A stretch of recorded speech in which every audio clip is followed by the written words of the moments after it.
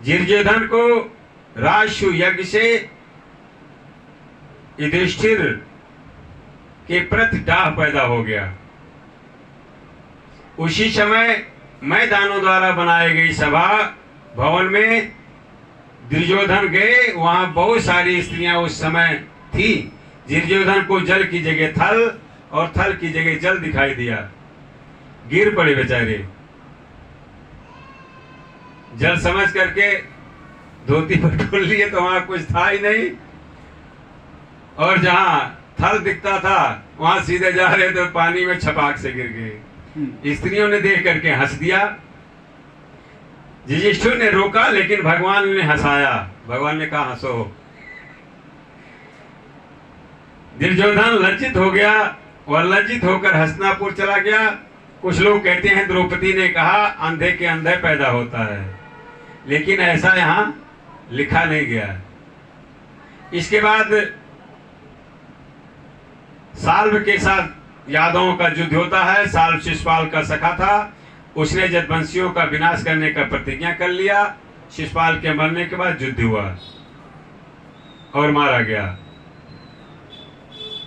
दंतवक्र विदुरथ का उद्धार तीर्थ यात्रा में बलराम ने सूत जी का वध किया। यह कथा आता है शिशुपाल जी का बदला चुकाने के लिए दंतवक्र अकेले पैदल युद्ध भूमि में आग पहुंचा। युद्ध हुआ। भगवान ने चक्र सुदर्शन द्वारा दंतवक्र का सिर काट दिया। उसका भाई विरुद्ध भी युद्ध में मारा गया। बलराम जी ने सुना कौरव पांडव युद्ध करने वाले हैं। बलराम जी ने सोचा दोनों रिश्तेदार हैं, किसकी तरफ से युद्ध करें। तो यह सोच करके बलराम जी तीर्थ यात्रा के लिए चले गए। प्रभात क्षेत्र में स्नान किए। देवता पितृ ऋषि तर्पण किए। ब्राह्मणों के साथ जिधर से सरस्वती नदी आती थी उधर चले गए। नेम सारण क्षेत्र में दीर्घकालीन सत्संग सत्र चल रहा था। वहां बलराम जी पहुंचे। स्वागत सत्कार हुआ। बलराम जी ने देखा व्यास के शिष्य रोमहर्ष व्यास गद्दी पर बैठे हैं। रोमहर्षण शूद्र जाति के में उत्पन्न हुए थे। शूद्र जाति होने पर ब्राह्मणों से ऊंचे आसन पर बैठे हैं और मेरा सम्मान भी नहीं किए। यह मृत्यु दंड का अधिकारी है। धर्मशास्त्र पढ़ने पर भी ज्ञान नहीं हो है इसे। जो धर्म का चिन्ह धारण करके पाप करते हैं वह वध के अधिकारी हैं। बलराम जी कुछ की नोक से मारे और सूत जी की मृत्यु हो गई। लोगों ने कहा यह आपने अधर्म कर दिया।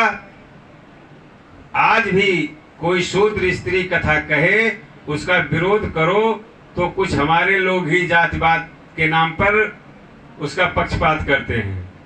उसी तरीके से ब्राह्मणों ने कहा आपने मार दिया, ये अच्छा नहीं किया। प्रभु सूत जी को हम ही लोगों ने ब्राह्मणोचित आसन पर बैठाया था। वास्तव में देखा तो शूद्र को कथा करने का अधिकार नहीं है। अब तो ब्राह्मण शाही मियाँ का पूजा भी करता है और कथा भी कहता है। व्यास जी कहते हैं जो अन्य धर्म को मानता हो वह कथा कहने का अधिकारी नहीं है, चाहे ब्राह्मण ही क्यों ना हो। और शूद्र अगर कहता है तो उसको 60,000 वर्ष तक विष्ठा का कीड़ा होना पड़ेगा। कथा कहते हैं सुखदेव जी का, वेदव्यास जी का लिखा हुआ, और वेदव्यास जी ने जो कहा उसका पालन नहीं करते। एक जगह कथा हो रही थी तो वहां एक जाटो महाराज कथा कह रहे थे। वहां हम भी पहुंच गए घूमते घुमाते कहीं से। एक पंडित जी उनकी आरती उतार के माला वाला पहना रहे थे। बाद में मैंने कहा कि पंडित जी इसको जानते हो, बोले नहीं जानता नहीं हूं, जो व्यास गद्दी पे बैठ गया वो भगवान विष्णु हो गया। तो ना ठीक है भाई, भगवान विष्णु हो गया तो आरती उतारो। तो कहने वाले को और करने वाले को दोनों को दोष लगता है। धर्म शास्त्र में धर्म की बातें मानी जाएगी, अम्बेडकर की नहीं मानी जाएगी, बहुमत की सरकार नहीं चलेगी। व्यास जी कह रहे हैं कि कथा नहीं कह सकते तो नहीं कहना चाहिए। ब्राह्मणों ने कहा अब मेरा यह सत्र पूर्ण कैसे होगा? तो बलराम जी ने कहा जब तक ये आपका सत्र चलेगा तब तक मैं इनके शरीर के द्वारा एक पुत्र पैदा करूंगा और वह कथा आप लोगों को सुनाएगा। क्योंकि पुत्र पिता की ही आत्मा होती है।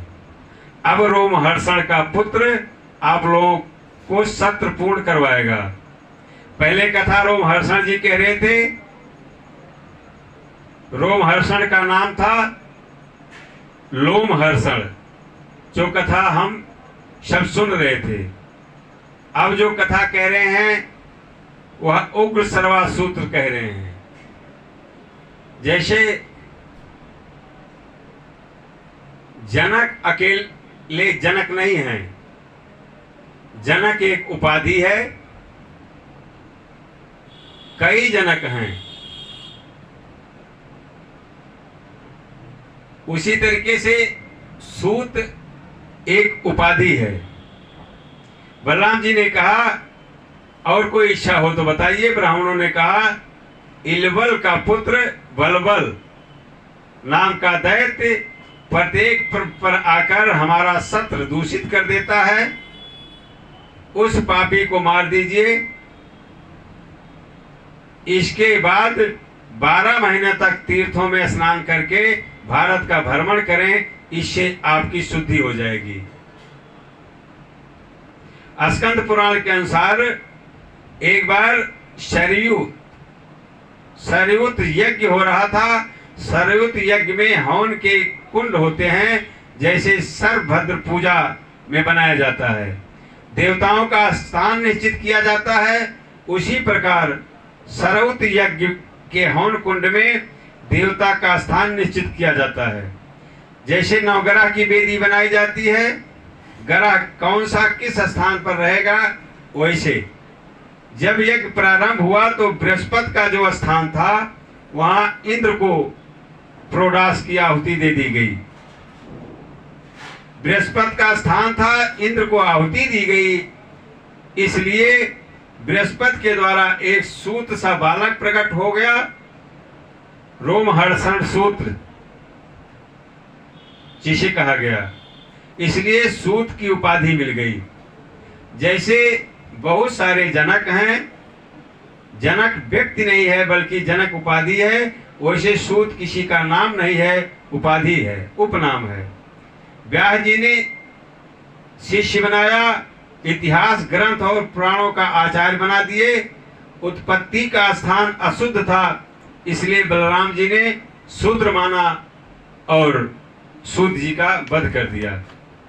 ऐसा स्कंद पुराण में लिखा हुआ है। बलराम जी वहां से आगे जाते हैं। परीक्षित जी ने कहा भगवान प्रेम और मुक्तिदाता ब्रह्म परमात्मा भगवान श्री कृष्ण की शक्ति अनंत है, इसलिए उनकी माधुर्य और ऐश्वर्य से भरी लीलाओं का अंत नहीं है, लीलाएं अनंत हैं। अब मैं उनकी दूसरी लीलाएं जिनका वर्णन आपने अभी तक नहीं किए, मैं सुनना चाहता हूं।